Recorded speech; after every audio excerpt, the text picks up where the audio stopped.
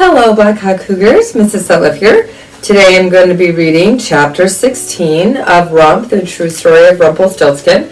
Chapter 16 is called One Bargain Too Many.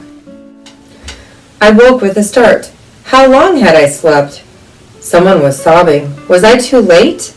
I dug through the straw until I rolled out of the pile and onto the floor at Opal's feet. Opal squealed. Her face was red and wet, but it got redder, and her sad eyes narrowed to angry slits. Where have you been?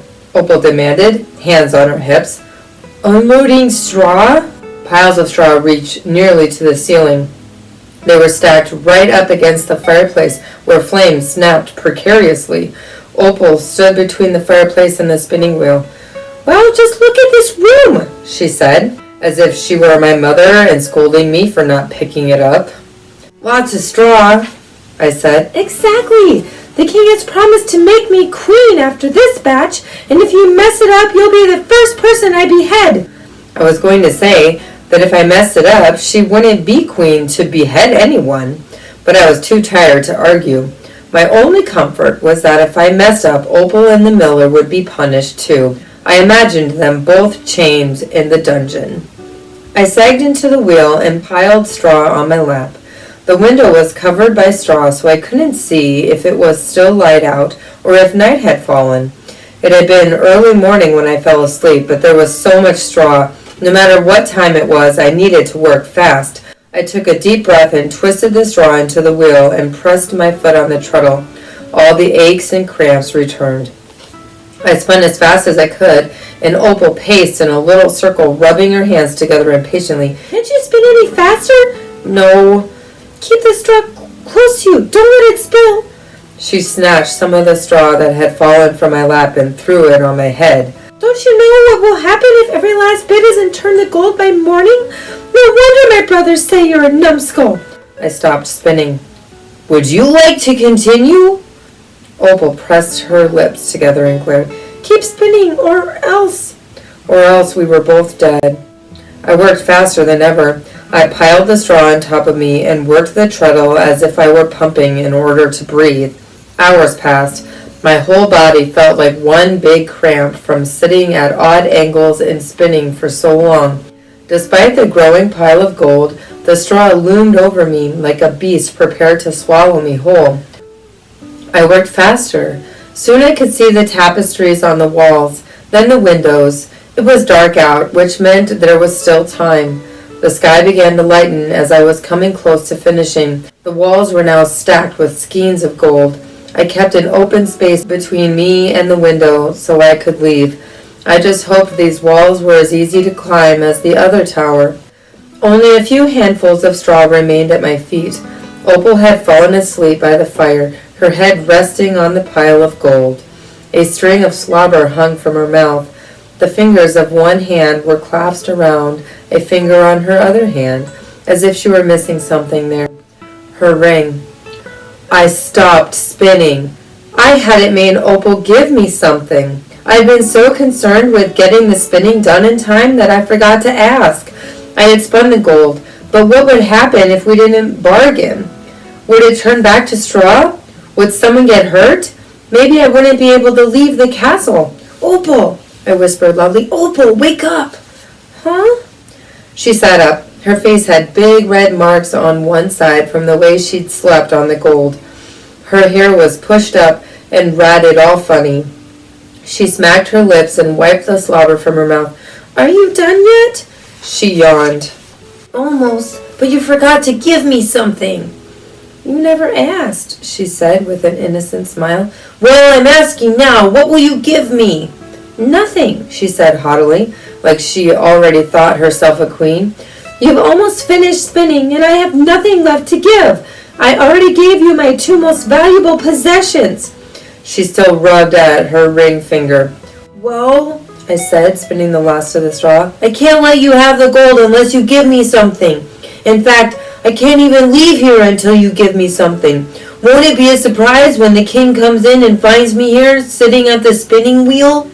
Her face scrunched up in anger, making her look wild and ugly. Get off! Get away from that wheel! she growled. "No one would believe a little numbskull like you could do it. This gold is mine." She bent over to pick up a skein of gold, but she couldn't. She tugged and pulled and scratched, but it was like the gold had all melded to the floor and hardened together. I let out a mirthless laugh. She couldn't take it. The magic wouldn't let her. "What have you done?" she snarled. "You little scoundrel! I'll have your head for this!" "The gold isn't yours," I said calmly. "You didn't give me something, so it's not yours. When the king comes, he won't be able to get it either." I smiled. Magic is so clever and logical.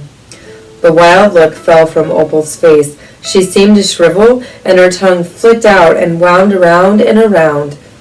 "Give you something," she muttered. She scratched at herself, pulling at her hair, yanking at her dress. Oh no, was she going to give me her dress?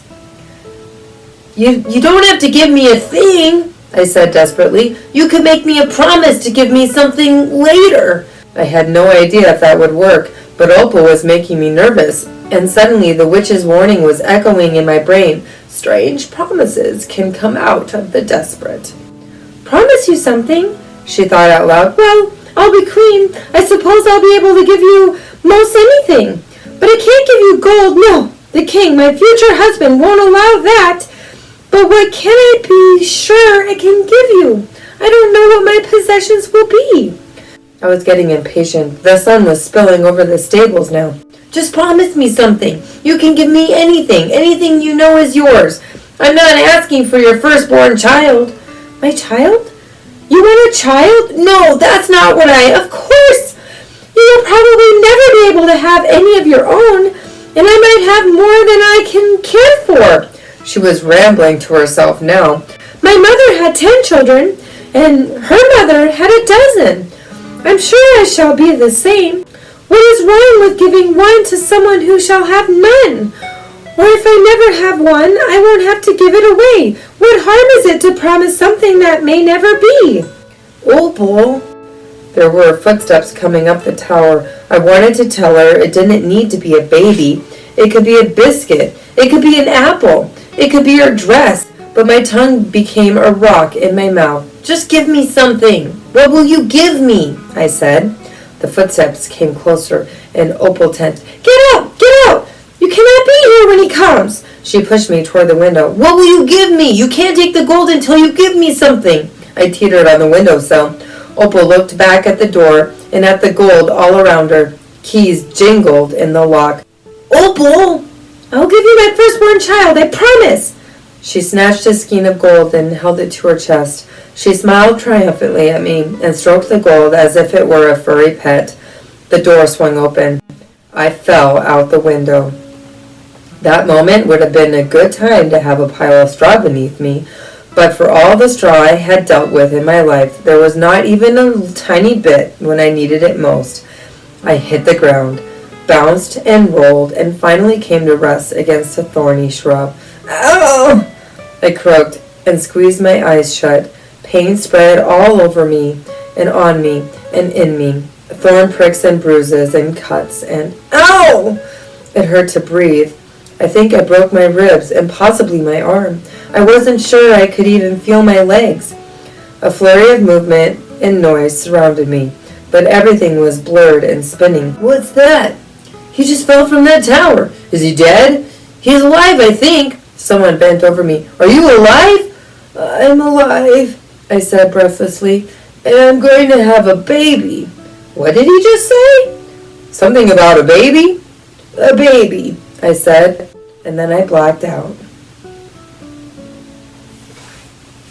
So I think we could have a good discussion about what happened in this chapter and how it compares to the traditional fairy tale. Think about what's the same and what's different.